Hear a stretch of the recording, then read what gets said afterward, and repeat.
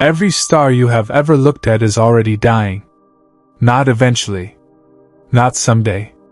Right now, mid-collapse, mid-burn, spinning itself down at this exact moment, whether you happen to be looking up or not.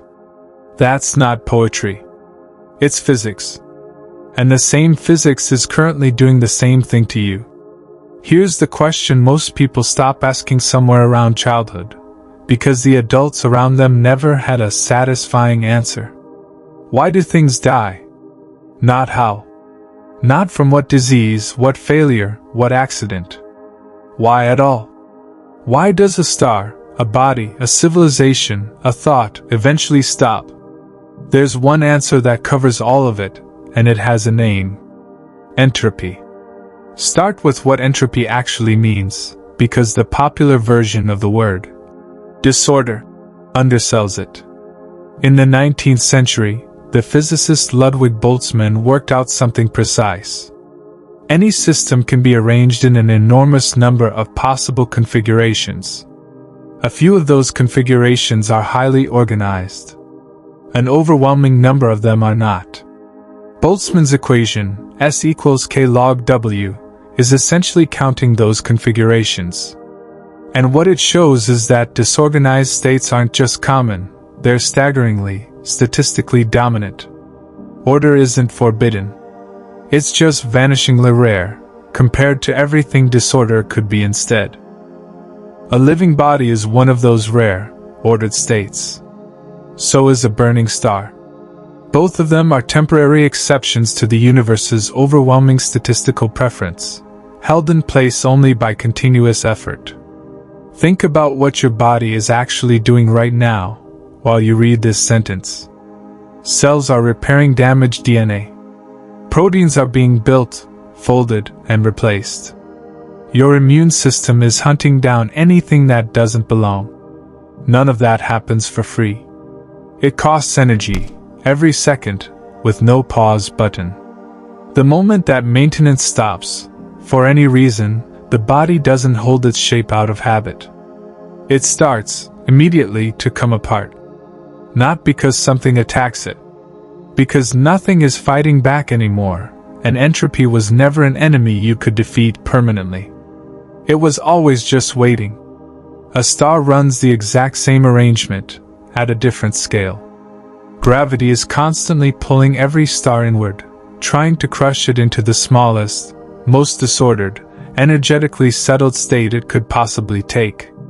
Nuclear fusion is the thing pushing back, generating outward pressure that holds the collapse off, star after star, for billions of years.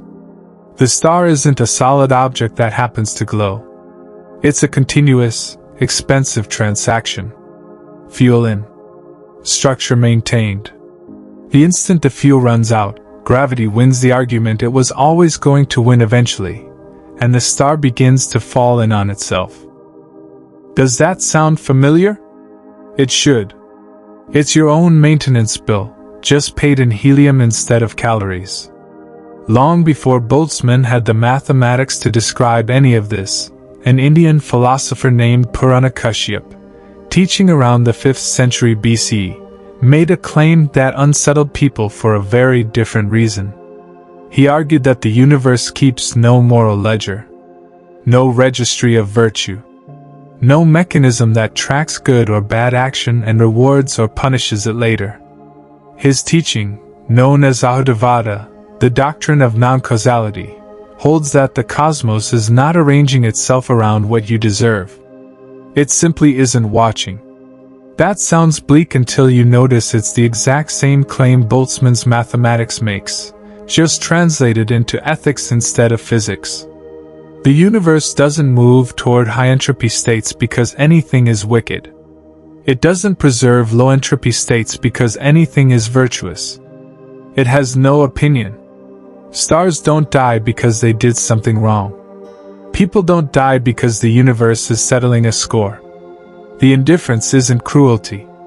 It's simply the absence of a referee. Here's where it gets useful, not just unsettling. The same kind of bargain entropy strikes with stars and bodies is being struck, right now, with something much newer. Train an artificial intelligence model, and you're watching the exact same transaction play out on a different stage. A freshly initialized neural network starts as something close to pure noise, millions of numbers with no useful structure at all, which is to say, near maximum entropy.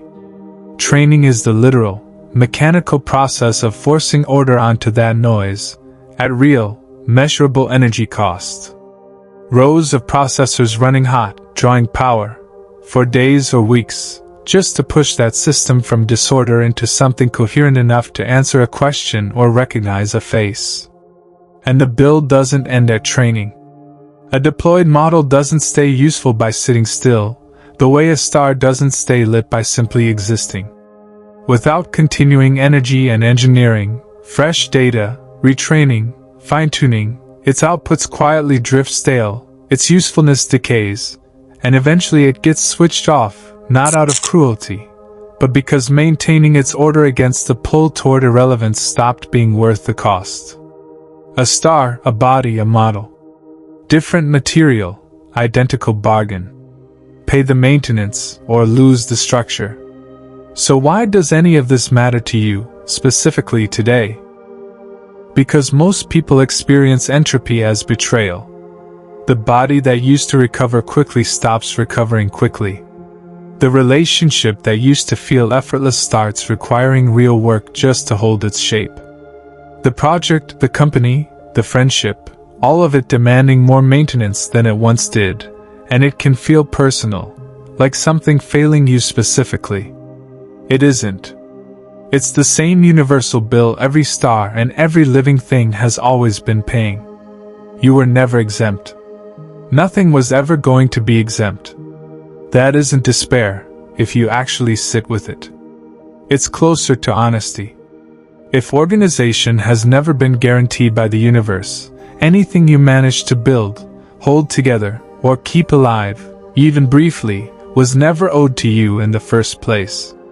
It was a debt you paid down, on purpose, against odds that were never in your favor. A body that stays healthy for decades. A star that burns steadily for billions of years before it ever has to spend its red giant phase. A relationship that holds, season after season, through ordinary maintenance nobody sees. None of that is the universe being generous. It's the result of real, continuous, unglamorous work, against a current that never once stopped pulling the other way. Purana Kashyap's point wasn't that nothing matters because no one is keeping score. It was closer to the opposite. If no cosmic ledger is tracking what you do, then whatever meaning gets made here gets made by you, not handed down, not guaranteed, not owed. The absence of a referee doesn't cancel the game. It just means you were never playing for someone else's approval to begin with. Every star you have ever looked at is already dying. So is every body that has ever loved someone, finished something, or simply made it through one more ordinary day of unglamorous maintenance against a universe that was never going to help. And somehow, that turns out to be the part worth admiring, not the part worth fearing.